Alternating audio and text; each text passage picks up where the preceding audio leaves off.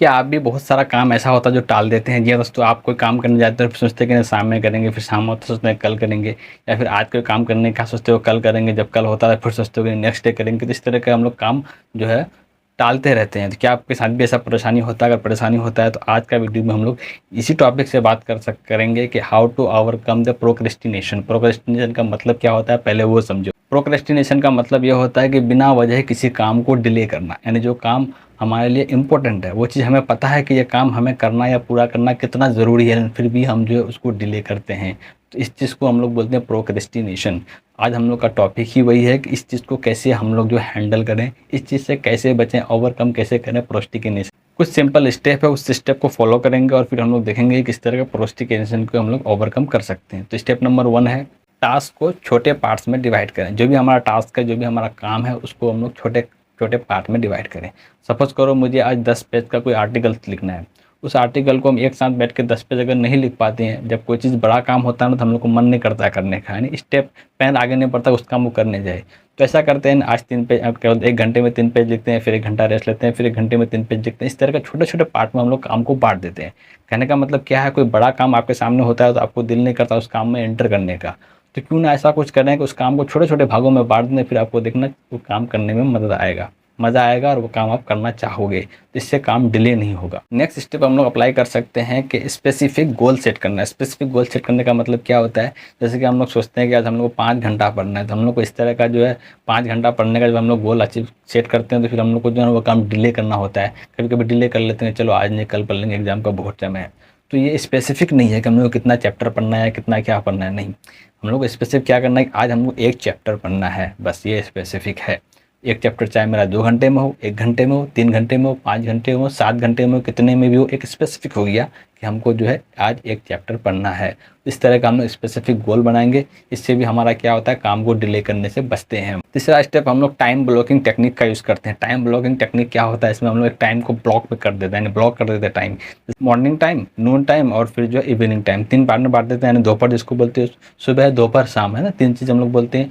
तो हम लोग टाइम ब्लॉकिंग करते हैं। सुबह हम लोग को फिजिक्स पढ़ना है, जो दोपहर है उसमें हम लोग केमिस्ट्री पढ़ना है, और इवनिंग है उसमें हम लोग को जो बायोलॉजी पढ़ना है। इस तरह का हम लोग जो है टाइमिंग ब्लॉगिंग कर सकते हैं। इससे भी क्या होता है ना, आपको एक साथ अगर सोचोगे कि नहीं हमको आज दिन भर में तीनों बुक पढ़ना है, इस तरह का आपको क्या लगेगा कि क्या पहले पढ़ें नहीं पढ़ें, इस तरह आपको डिले करने का पॉसिबिलिटीज बढ़ जाता है। तो डिले से हम लोग ने, प्रोक्रेस्टिनेशन से हम लोग बचने के लिए उसको टाइम ब्लॉकिंग कर सकते हैं, टाइम को कट कट करके यूज़ कर सकते हैं। Step number 5, self compassion practice करें। इसमें क्या करना होता है, कभी अगर आप डिले करते हो तो अपने आप से नाराज़ ना हो, अपने आप से परेशान ना हो, अपने आप से घृणा करना बंद कर दो। बहुत बार ऐसा होता है किसी कारणवश हम लोगों को कोई काम डिले करना पड़ता है। तो उसमें क्या करना है कि आपको डिले जैसे अगर एक बार हो गया, उसके बाद आपको समझाना है अपने आप से कि नहीं ये मेरे लिए बहुत इंपॉर्टेंट या बहुत ज़रूरी काम था, हमको करना ही था, डिले करने से मेरा नुकसान हो रहा है। तो आपको समझाना और फिर उसको दोबारा स्टार्ट करना है। तो अपने आप से परेशान नहीं होना है। स्टेप नंबर 6 पे हम लोग क्या कर सकते हैं, अकाउंटेबिलिटी पार्टनर बनाए। अकाउंटेबिलिटी पार्टनर का मतलब क्या होता है, एक ऐसा पार्टनर बनाए जिससे अपना जो है अपनी बातों को उससे शेयर कर सकते हो और अपना जो प्रोग्रेस उसे चेकअप करवा सकते हो। चाहे वो दोस्त हो या फैमिली मेम्बर क्यों ना हो, उसको आप जो डेली वाइज यानी अपना जो है रेगुलरली बेसिस पे उसको अपना प्रोग्रेस बताओगे। आज हमने ये पढ़ा, हमने ये किया, फिर पिछले सप्ताह का उसको डाटा पता रहेगा कि उस पिछले सप्ताह में आपने क्या किया, इस हफ्ते में क्या किया। तो फिर आप कंपैरिजन करके आपको बताएगा कि नहीं आप प्रोग्रेस कर रहे हो या नहीं कर रहे हो। तो इस तरह का आपका बीच बीच में चेक होता रहेगा। तो आप जो है अकाउंटेबिलिटी पार्टनर स्टेप का भी यूज़ कर सकते हो। स्टेप 8 में हम लोग पोमोडोरो टेक्निक का भी यूज़ करते हैं। हालांकि इस टेक्निक के बारे में हमने पहले ही बहुत बार आप लोगों को बताया। पोमोडोरो टेक्निक क्या होता है, इसमें क्या होता है कि हम लोग को जो पहले का 25 मिनट जो है फोकस से पढ़ना होता है या कोई काम करना होता है, फिर 1-2 मिनट का ब्रेक लेना है, फिर 25 मिनट फोकस से काम करना या पढ़ना होता है, फिर जो है 1-2 मिनट का ब्रेक लेते हैं। यानी 4 इस तरह का हम लोग को सेट लगाना है, 25-25 मिनट करके और 1-2 मिनट का ब्रेक। जैसे ही 4 सेट कंप्लीट हो जाए, यानी 100 मिनट हो जाए, तो फिर हम लोग एक लंबा ब्रेक लेना होता है।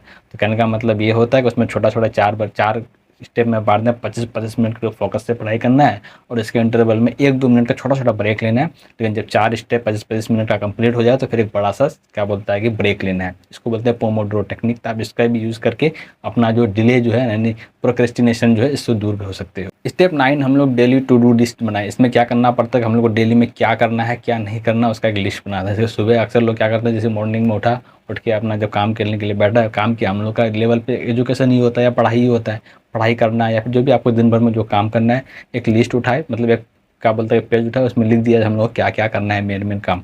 ऐसा नहीं है कि सब कुछ लिख दिया, सब कुछ नहीं लिखना है, बस मेन मेन जो हम लोग को काम करना है वो जो है हम लोग लिख दिए। तो उसमें डेली का हम लोग एक सुबह सुबह उठ के एक डायरी मेंटेन करें, जिसमें पूरा दिन का हम लोग को लिखना है कि सुबह से लेकर शाम तक हम लोग को क्या क्या करना है। और शाम में जब आप सब सोने जाओ उससे पहले उस लिस्ट से मिलाओ अपने आप को कि इनमें से कितने काम आपने किया और कितना डिले किया। फिर इस तरह आपका जो है ना डिले होना बंद हो जाएगा, अपने आप को लगेगा कि नहीं मेरे से डिले अब कम हो रहा है। स्टेप नंबर 10 जो लास्ट स्टेप हमने रखे हैं उसको रखे हैं पॉजिटिव विजुअलाइजेशन। इसमें क्या होता है कि आपको जो अपने आप में जो पॉजिटिव विजुअलाइज करना है कि हमारे पास जो है अच्छा सब कुछ हो रहा है, सब कुछ अच्छा चल रहा है, और अपने पास जो है पॉजिटिव लोगों का जो है पिक्चर वगैरह रख सकते हो। जैसे बड़े बड़े जो आप जिस लेवल का काम कर रहे हो, जैसे कि आप अगर कोई अगर काम कर रहे हो जिस लेवल पे, जैसे हम आपको जो है पढ़ाई कर रहे हो, या कोई अगर यूपीएससी वगैरह क्रैक कर एग्जाम का पढ़ाई कर रहे हो, उसमें जो अच्छे लेवल का रैंक वगैरह प्राप्त किए तो उन लोग का जो है आप फोटो लगा सकते हो, या महात्मा गांधी वगैरह जो भी आपका अचीवेबल है। जैसे कि मैं अगर सीए का तैयारी कर रहा हूँ तो मेरे लेवल का सीए में सबसे बेस्ट कौन है, सबसे अचीव अच्छा कौन किया है, तो उसका जो है यानी आप जिससे जो क्या बोलते हैं इंस्पायर होते हो उसका एक फ़ोटो लगा सकते हो। इससे जो पॉजिटिव वाइब भी आता है। तो दोस्तों ये सब कुछ पॉइंट था, इसको आप यूज़ कर सकते हो, तो आप जो है अपना प्रोक्रेस्टिनेशन को ओवरकम कर सकते हो, यानी आप जो डिले करते हो डिले से बच सकते हो। तो आई होप कि आप सारा स्टेप देख के कुछ ना कुछ समझ में आया होगा और पसंद आया होगा, और आपको भी लगता है कि हम बहुत ज़्यादा डिले करते हैं, तो आप ये सब सारा स्टेप को यूज़ करो, डेफिनेटली आपको फ़ायदा होगा और आप डिले से बचोगे। तो वीडियो पसंद आया तो लाइक करना और चैनल को सब्सक्राइब कर देना, क्योंकि इस चैनल में लगातार इस तरह का बेनिफिशियल वीडियो आते रहता है। मिलते हैं बहुत जल्द एक नई वीडियो के साथ, तब तक के लिए बाय बाय।